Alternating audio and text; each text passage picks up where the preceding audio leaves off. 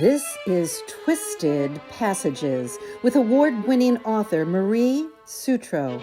Now, let's take a deep dive into the dark world of psychological thrillers and meet the authors who created them.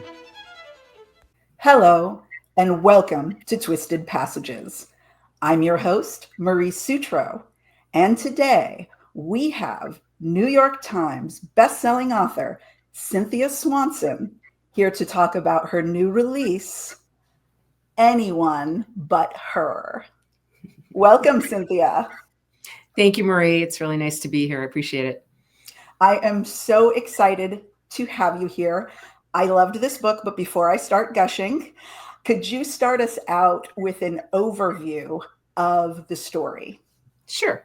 So Anyone But Her is a dual timeline, single narrator, psychological suspense novel. It is the character who narrates it is named Suzanne. And in the first timeline, it's 1979, and Suzanne is 14 years old.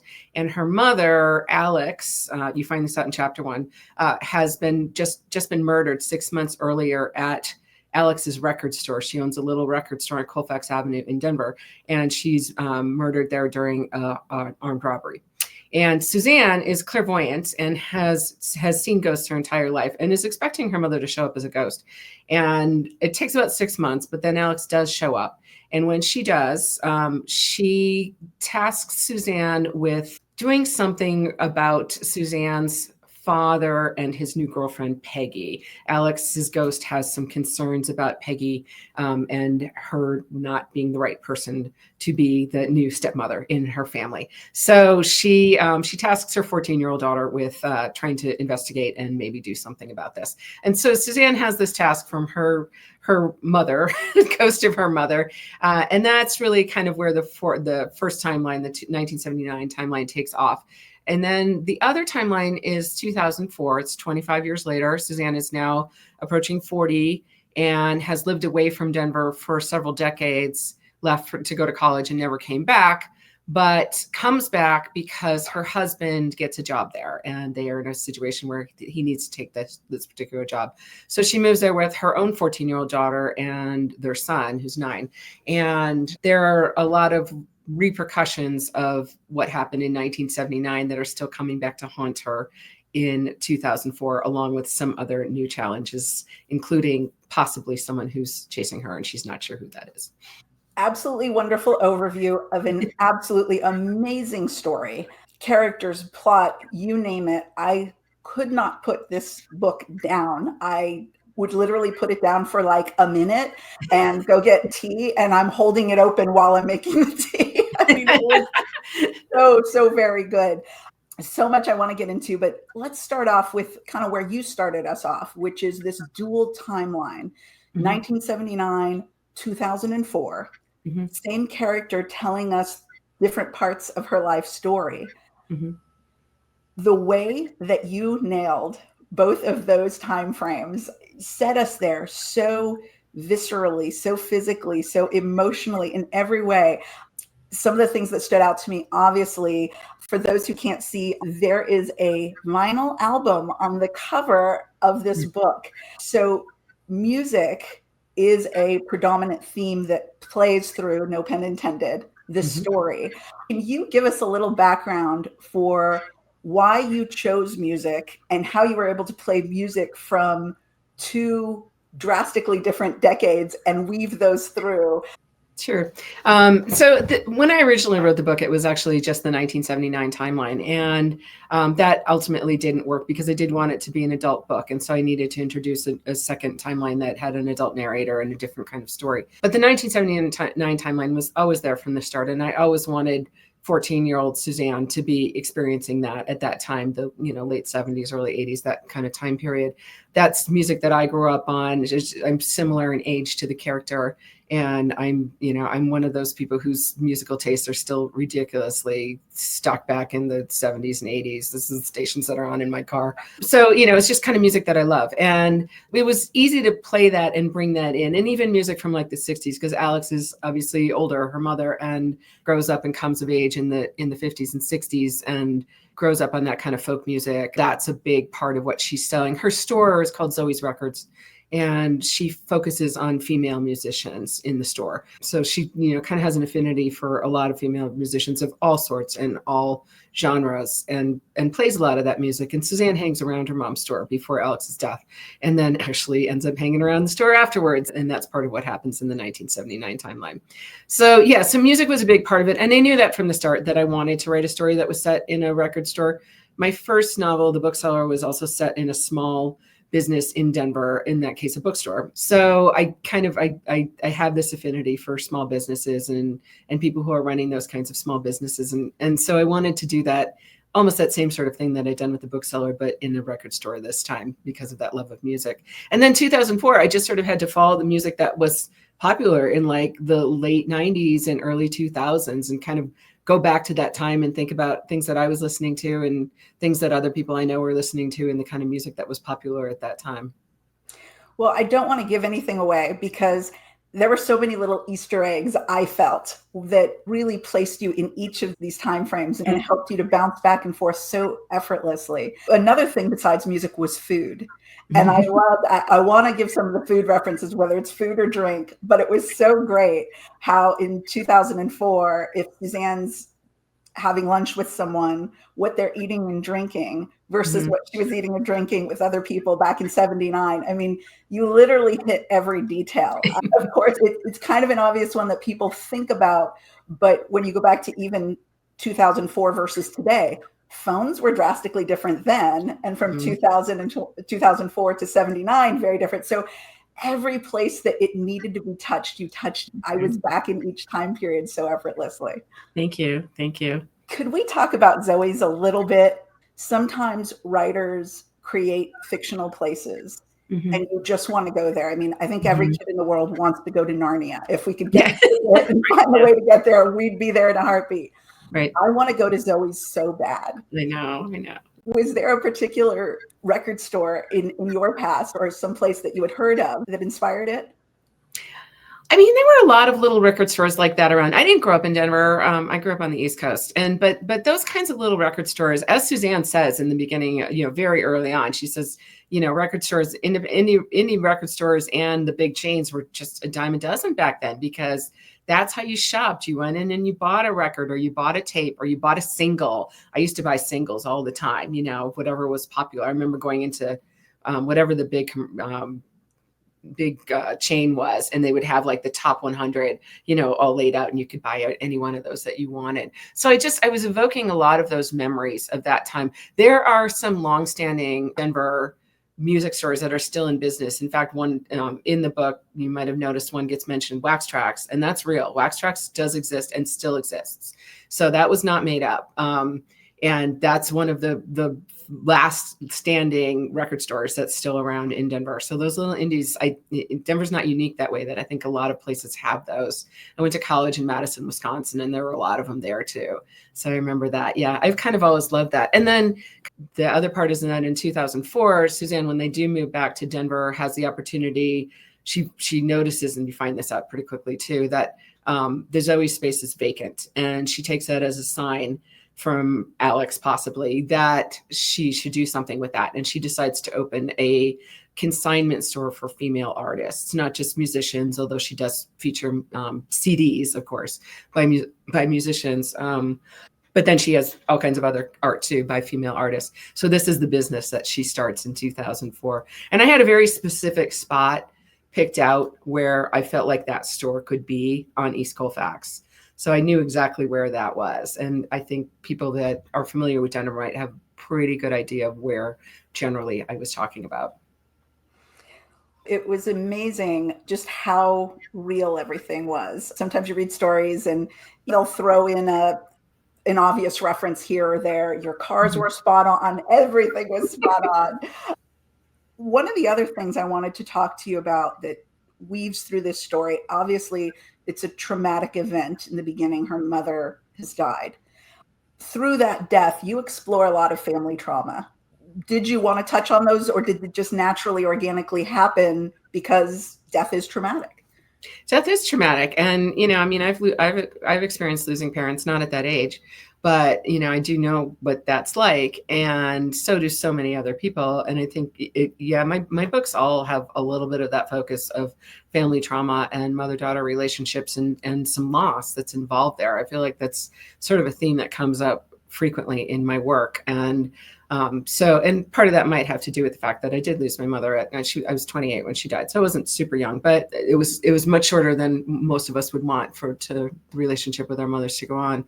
So, so I think that part of that trauma is something that just kind of keeps coming up in my work, and mother-daughter relationships come up, and it goes on into Suzanne's relationship with her own daughter. Suzanne has a daughter named Caitlin in the 2004 timeline. And as I mentioned, she's 14, and Suzanne is sort of looking back at this relationship with her mom, which was cut short when she was 14. She herself was 14. And was a very close relationship, obviously. And things are not like that with Caitlin. So that's a stressor that goes on in her life. And she, in the 2004 life, and she's making those comparisons and trying not to make those comparisons, and knowing that she shouldn't be doing that. But at the same time, it's just hard to not. So yeah, I think that's something that does come up over and over. And one of the other things I thought was interesting was the way that you revealed family trauma and explored family trauma through family relationships. There's a little bit of a parallel, right? Suzanne has a younger brother. She's one of 2 children. Mm-hmm. She ends up having 2 children, a girl and a boy, and the girl is older than the boy. Mm-hmm. That whole exploration process, the very fact that sometimes if you're a daughter versus a son, it can be different.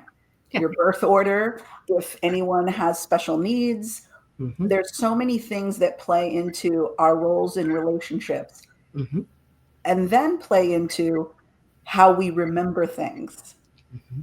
What is it about those roles and relationships that are so intriguing to us that we do want to come back to these stories and dig deeper?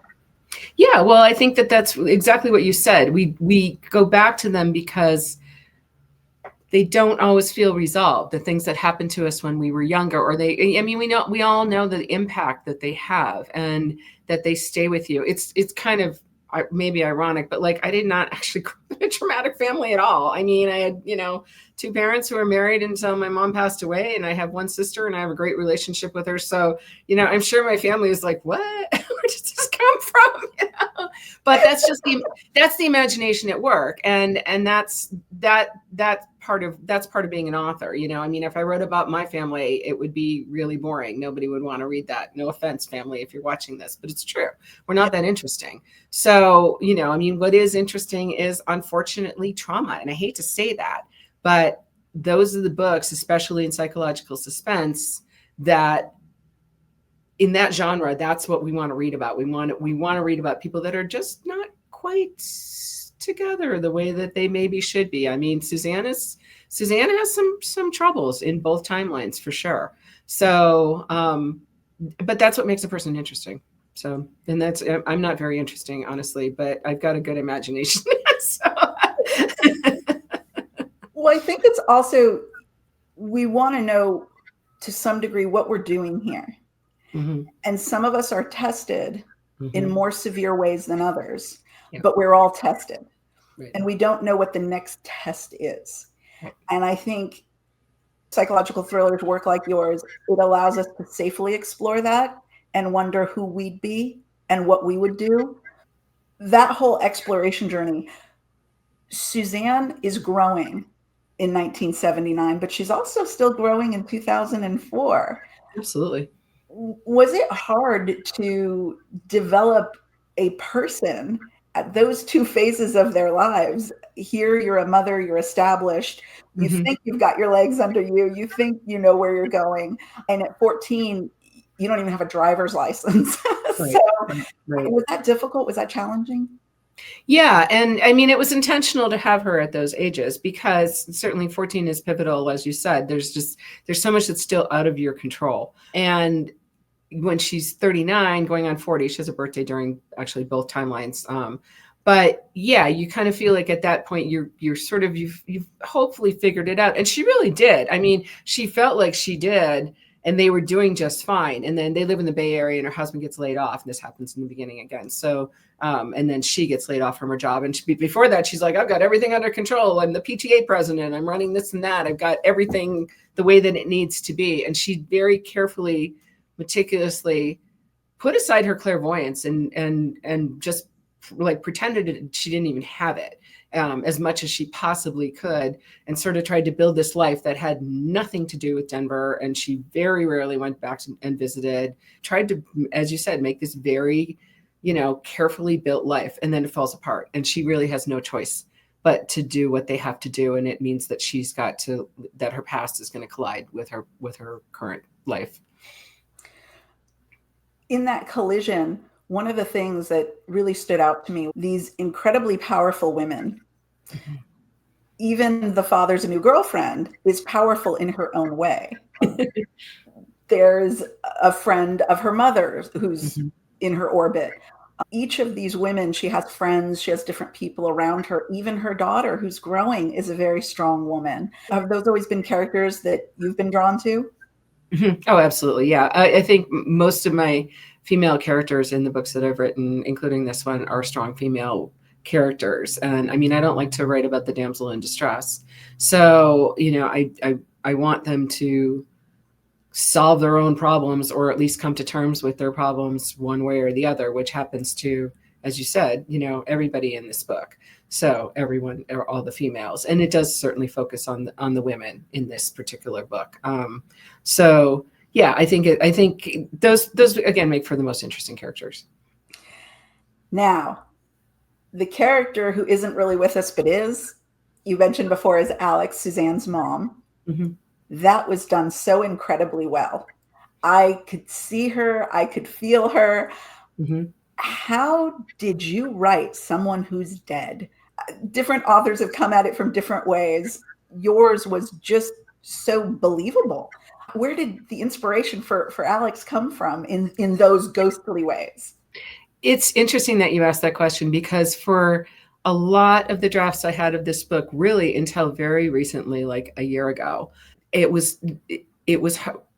was a question about whether Alex was really dead or not. And that question came up when I started working with my developmental editor. I decided to indie publish this book. It's my first indie published book. My other ones were traditionally published.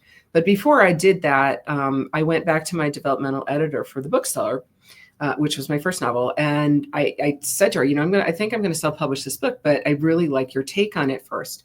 And so she read it and she really loved it. And she said, the one thing about it is I'm a little confused about that ghost. Like, is she a ghost? Is she not a ghost? What's going on there with Alex? And it was just a light bulb moment when she said that, because I looked back at the draft and I was like, I'm being really wishy-washy about that. And I need to either take it out and have her not be a ghost, or really do a full lean in. Before that, Suzanne wasn't even clairvoyant. And I know, right? And it was just like I said, that's where a good editor comes in, because she didn't even tell me what to do. She just raised the question and I figured out what to do based on our conversation. But that's when I did the full lean into having Suzanne be clairvoyant, to really, ensuring that Alex was definitely a ghost that she was experiencing. And then once I had written a draft of that, then I have a couple friends who are mediums. And so I asked them to read it, and they did.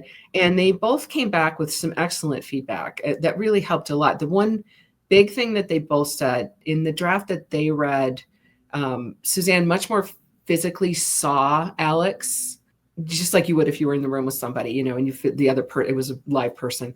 And they said that doesn't really happen. It's much more sort of sensations, like a touch across your hair, or a breeze blowing, or a sound, just really light, gentle things like that. And I'm very grateful to both my friends for giving me that feedback. That helped a lot. What was also interesting, I thought, which is just the beauty of your artistry, was the way you incorporated the trauma of Alex's death mm-hmm. into those perceptions that Suzanne has of her.